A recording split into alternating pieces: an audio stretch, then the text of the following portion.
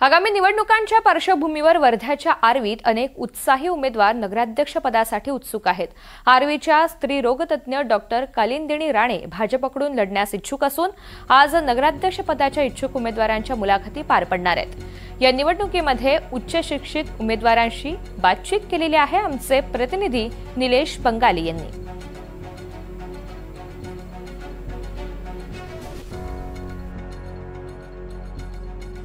गेल्या 22 वर्षांपासून मी प्रॅक्टिस करते आहे।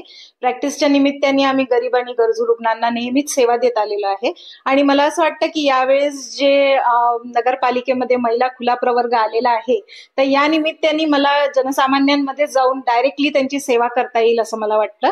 तर त्यामुळेच आम्ही प्रयत्न करतो आहे की याच्यासाठी आपणही प्रयत्न करावा आणि लोकांनी जर साथ दिली तर नक्कीच आपण याच्यात पुढे जाऊ शकू। बेसिकली आर्वी मी गेल्या 22 वर्षांपासून 23 वर्षांपासून पाहत आहे।